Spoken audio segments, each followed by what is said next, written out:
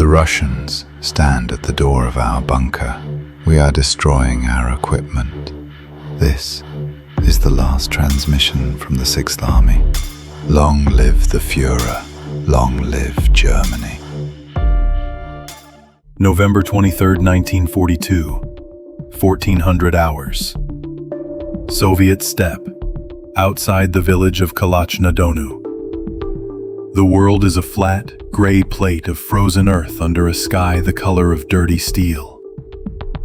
A sudden, terrifying sound rips the air. The metallic clack, clack, clack of tank treads moving at high speed. From the north and from the south they appear. Not as a trickle, but as a flood. Hundreds of Soviet T-34 tanks, their long 76.2mm guns already traversing, their hulls coated in white camouflage and mud. They are the spearheads of Operation Uranus. For the Romanian soldiers of the 3rd and 4th Armies, stationed on the exposed, frozen flanks of the German 6th Army, this is the apocalypse. Their anti-tank guns, 3.7-centimeter packs, bark uselessly. The shells bounce off the T-34's sloped armor like pebbles. Panic, pure and undiluted, shatters the line. Men drop their rifles and run, swallowed by the blizzard, and the grinding, relentless advance of Russian steel.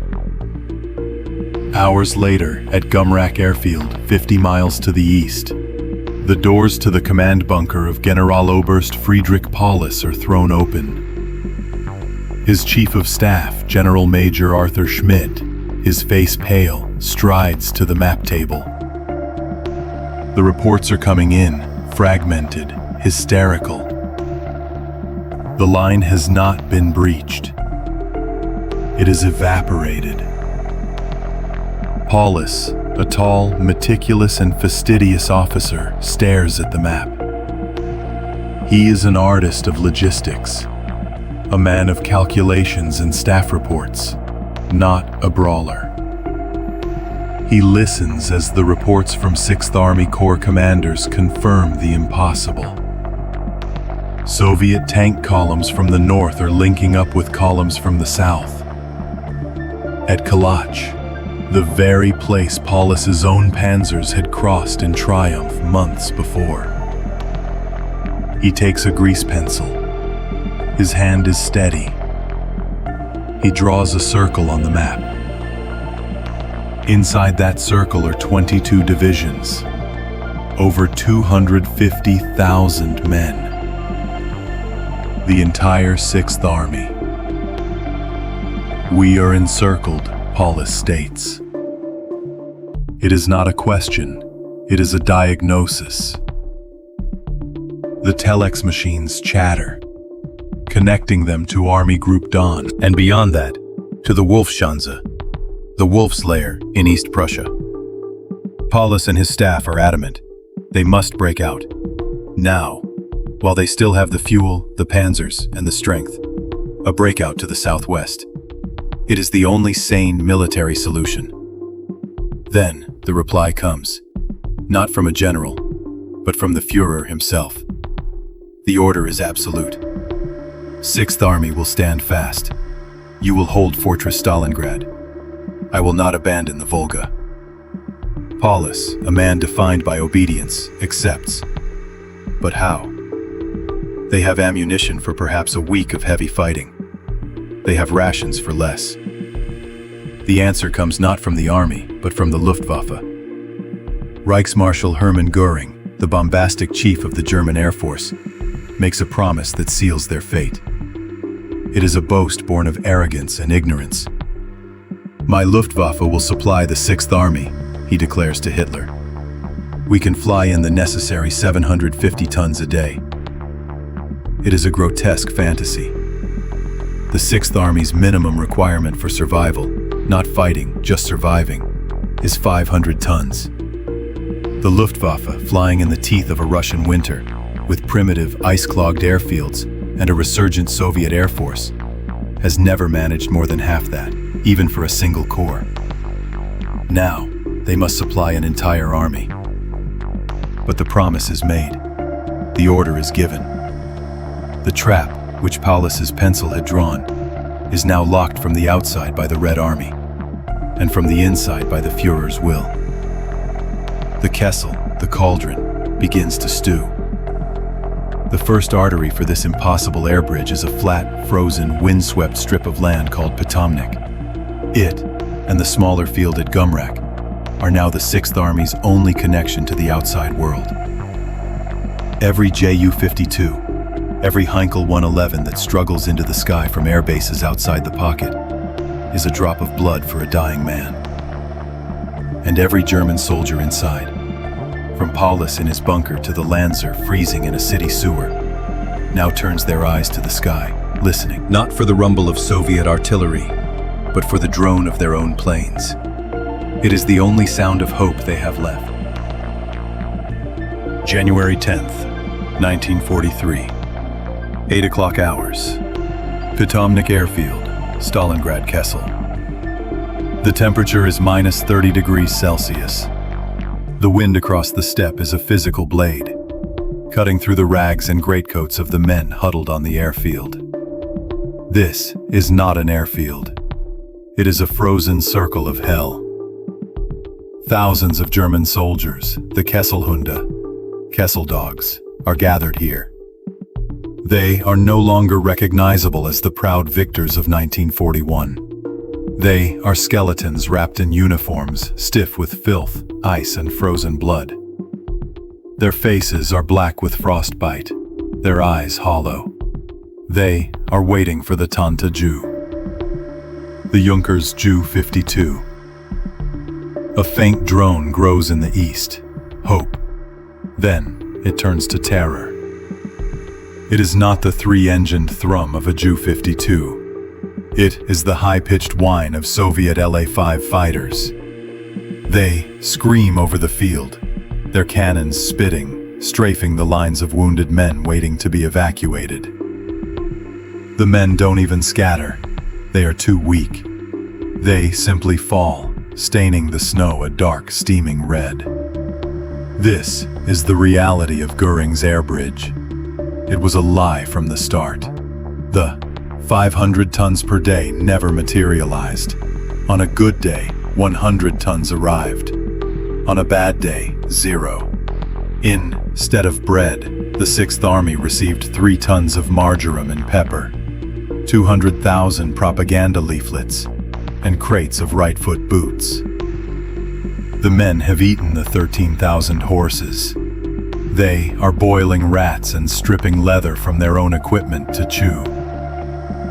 The bread ration is 100 grams, a slice thinner than a man's hand, made mostly of sawdust.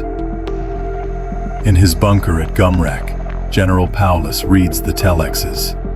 His fastidious nature is offended by the chaos. His military mind appalled by the dilettantism. His chief of staff, Arthur Schmidt, remains the true believer. The Führer is preparing a new relief, Herr Generaloberst. We must hold. But Paulus knows the truth.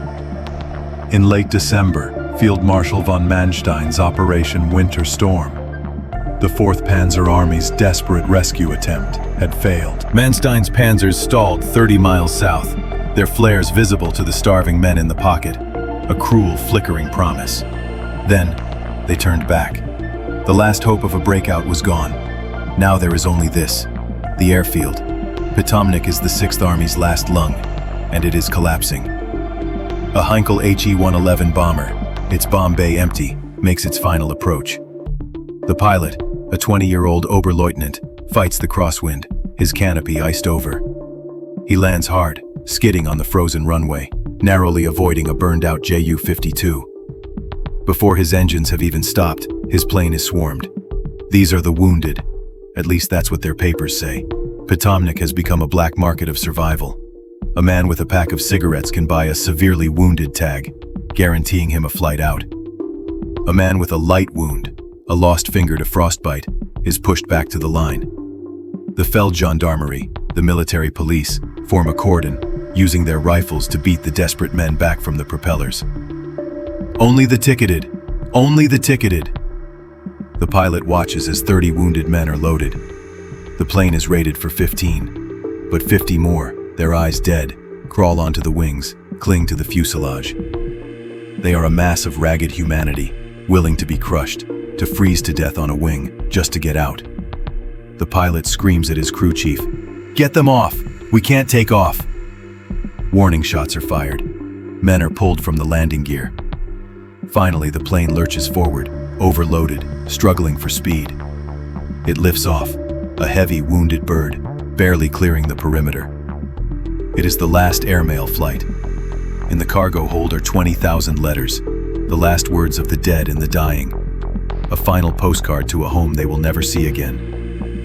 Paulus, in his bunker, knows this cannot last. The Red Army, under General Rokossovsky, has spent December building a wall of steel around the Kessel. 7 Soviet armies, 47 divisions, over 200,000 men and 5,000 artillery pieces. They have just delivered an ultimatum to Paulus. Surrender or be annihilated. Hitler's reply via telex: surrender is forbidden. 6th Army will hold its positions to the last man and the last bullet. It is a death sentence, and Rokossovsky is about to become the executioner. At 08:05, as the LA-5s clear the sky, the ground erupts. A 55-minute artillery barrage from 7,000 Soviet guns begins. The bombardment is so dense, so total, that it shakes the earth. The western perimeter of the Kessel simply ceases to exist. Operation Ring, the final strangulation, has begun. The first objective of the Soviet 65th and 21st Armies is the one point that matters. The target is the lung. They are coming for Pitomnik. January 14th, 1943, 11 o'clock hours. Western perimeter of Pitomnik Airfield. Gefreiter Erich Kepler lies in a frozen shell crater. He has no ammunition for his Kar 98K rifle. He hasn't eaten a full ration in 2 days. His left foot, wrapped in a scrap of newspaper, has no feeling. He is not fighting. He is waiting to die. The ground is shaking. Not the distant rumbling bass of artillery, but a close, high-frequency vibration. He peers over the icy rim of his hole. A T-34, its long 76.2 millimeter gun depressed, is 50 meters away, churning snow. Behind it are 20 more, followed by waves of Soviet infantry in white amoeba-patterned smocks, their PPS H-41 submachine guns firing from the hip, a sound like a canvas sheet being ripped. This is not a battle. It is a harvest. The men of the 6th Army have no anti-tank weapons left. The cold has frozen the mechanisms of their 5-centimeter PaK-38s. They have no fuel for the handful of remaining Panzer IIIs. The Lanzer are ordered to fire, but most are too weak from dysentery and starvation to even lift their rifles. They are wraiths, specters of an army, and the Soviet tide simply washes over them. Kepler watches as a T-34 rolls directly over a neighboring machine gun nest, the pop of its MG-42 silenced by the 30-ton tank. He doesn't move. He closes his eyes. The Soviet 21st Army hits Pitomnik from 3 sides. The runway itself, the 6th Army's last symbol of hope, becomes the front line. The wounded, the thousands of men still clustered around the ruined hangars, waiting for a flight that will never come, are now in a crossfire. They are cut down by the hundreds, an anonymous carpet of gray greatcoats on the white snow. The Luftwaffe flak crews, the 88s that had been the terror of Allied tanks, fire desperately, point blank, until their positions are overrun. A Soviet tank commander, his T-34 skidding on the ice-covered runway, rams the fuselage of a wrecked Heinkel 111, crushing the men who were sheltering inside it. In the command bunker at Gumrak, just a few miles east, the field telephone rings. It is the Pitomnik tower. The Flugplatz commandant is screaming into the receiver, his voice tinny and cracking with panic. They are on the field. T-34s are on the runway. We are destroying the Krish. The line goes dead. Silence. General Paulus and his chief of staff, Arthur Schmidt, stare at the map. Schmidt, the unbending National Socialist, the Führer's true believer, insists. A temporary setback, Herr Generaloberst. Our men will counterattack. Paulus looks at him, his face a mask of exhaustion. Counterattack? With what? With ghosts? With the 40,000 wounded? With the 60,000 men suffering from frostbite? He knows what this means. The air bridge, Göring's fantasy, was already dead. Now its corpse is being dismembered. Pitomnik, with its workshops, its long runway, and its heavy flak defenses, is gone. The Sixth Army has lost its primary artery. The loss is not just strategic, it is immediate and personal. The fall of Pitomnik means the Soviet artillery is now in range of the last airfield. The smaller, more primitive strip at Gumrak, Paulus's own headquarters. The relentless boom of Rokossovsky's guns, which had been a dull background noise, is suddenly louder. The shells are landing closer. The ground at Gumrak shudders. The Kessel has shrunk, tightening the noose. The fall of Pitomnik has forced Paulus to make his final symbolic retreat. He can no longer command from an airfield, the bastion of supply. He must move his headquarters, what is left of Army Group B, into the city itself. Into the frozen, rat-infested cellar of the Univermag department store, just off Red Square. He is no longer a commander of a field army. He is a fugitive, being driven into the ruins to die with his men.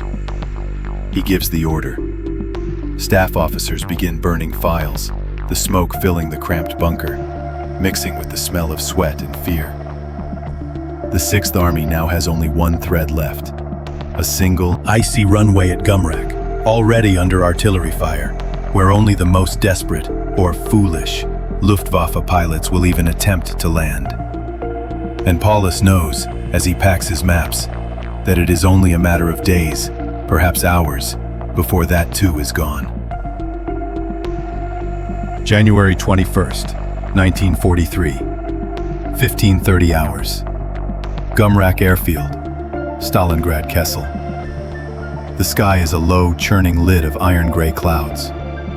Every few seconds, the whistle of incoming Soviet artillery crescendos into a deafening crack, sending fountains of black earth, ice, and human fragments into the air. This is Gumrak. It is not an airfield. It is a target. The runway is a graveyard. The burned-out hulks of 24 Ju-52s and He-111s have been bulldozed to the sides, forming a grotesque blackened wall. In and around them, thousands of men are huddled. They are the lucky ones, who made it from Pitomnik. A tide of spectral figures in ragged greatcoats, faces blackened by frostbite.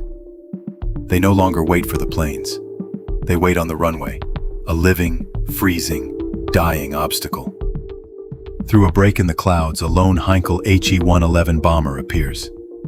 It belongs to Kampfgeschwader 55, Greif.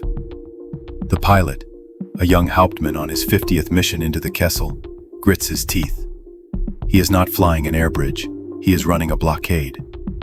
Soviet anti-aircraft batteries, advanced with the infantry, open up. Red and green tracers claw at the sky. He drops his flaps, fighting the controls, aiming for the least damaged stretch of runway. As his wheels touch, he sees the horror. The mob.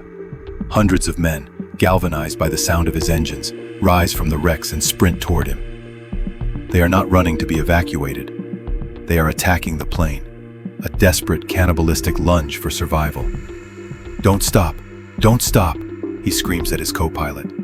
They have orders. Do not stop. Do not shut down engines. Land, throw the cargo out, and take off. The crew chief kicks open the side hatch and shoves out 2 crates of 7.92mm ammunition and 3 canisters of bread. They are gone before they even hit the snow, devoured by the mob. As the pilot shoves the throttles forward to take off, men are already clinging to the wings and tail. He feels a sickening thump as the landing gear, retracting, crushes a man who had thrown himself into the wheel well. The plane lurches, shudders, and finally claws its way back into the air, its fuselage peppered by stray rifle shots from the ground. It is the last plane to successfully land and take off from Gumrak. In the cellar of the Univermag department store, 5 kilometers away, General Paulus listens to the reports. The stone walls of the basement do little to muffle the constant grinding roar of Stalin's organ, the Katyusha rockets. His command center is a damp, frigid hole, lit by a single generator. The air stinks of diesel, chloride of lime, and the gangrene from the makeshift aid station in the next room. The field phone crackles. It's the Gumrak Flugplatzkommandant. His voice is a broken shriek. Soviet infantry are breaking through the western perimeter. The flak batteries are firing over open sights. Paulus grips the receiver. His chief of staff, Schmidt, paces, his face granite. Tell them to hold, Herr General Oberst. A counterattack must be organized. Paulus ignores him. He knows what he is hearing. It is the sound of the end. T-34s, the voice on the phone screams. They are on the runway. They are... Krish. A burst of machine gun fire is clearly audible. Then a concussion. The line goes dead. Paulus slowly places the receiver back on its hook. He looks at the map. The red arrows of Rokossovsky's armies are now touching. Pitomnik is gone. And now, Gumrak is gone. The air bridge is not failing. It has been severed. Goering's promise was a lie. Hitler's orders are a fantasy. There will be no more supplies, no more ammunition, no more food. There will be no more evacuation flights for the wounded.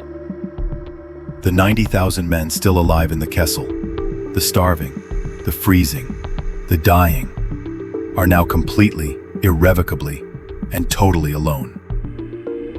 For Friedrich Paulus, the meticulous staff officer, the obedient soldier, this is the moment of ultimate, terrible clarity. He has followed his orders. He has held Fortress Stalingrad, and in doing so, he has condemned every man under his command to a pointless, agonizing death. The Sixth Army is not a fighting force. It is a mass grave, and he is its custodian. The war, for him, is no longer about victory or defeat. It is about how one manages an annihilation. January 25th, 1943, 2 o'clock hours. Univermag department store cellar, Stalingrad. The air in the cellar is unbreathable. It is a hot, foul miasma of unwashed bodies, gangrene, chloride of lime, and human excrement. In the main basement, 2,000 lightly wounded men are crammed shoulder to shoulder, their groans a constant, low-frequency chorus of misery.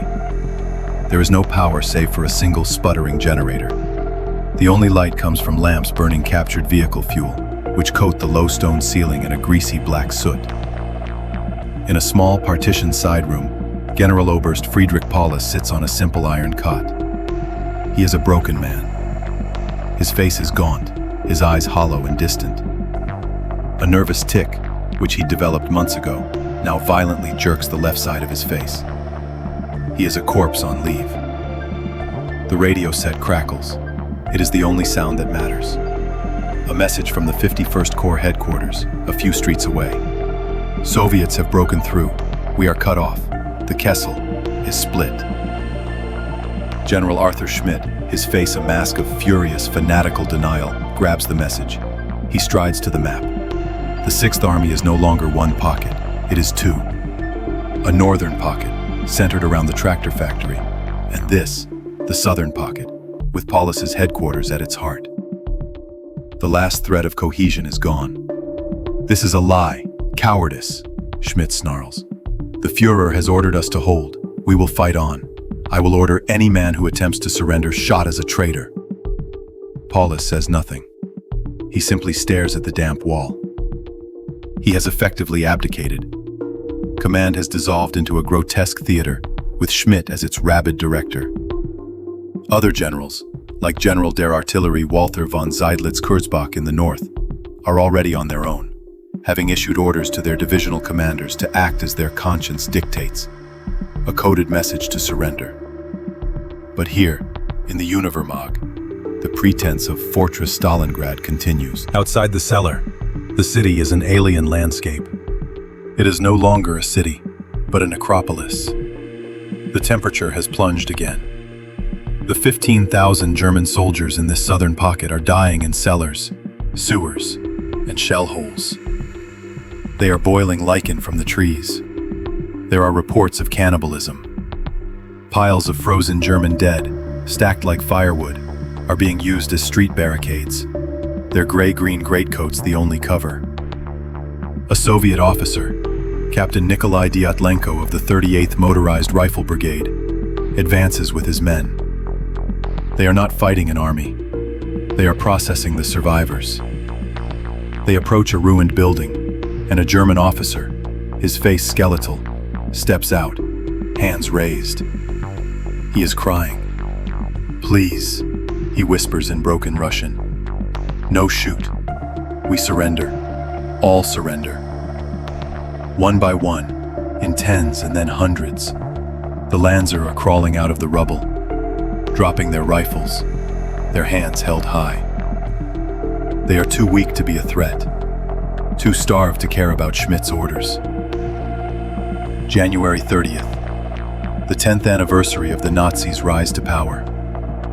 In the cellar, the radio operator, his fingers stiff with cold, takes down a priority message from the Wolfschanze. It is from Hitler himself. It is not an order to break out. It is not a promise of aid. It is a list of promotions. Schmidt reads it aloud, his voice booming with false pride.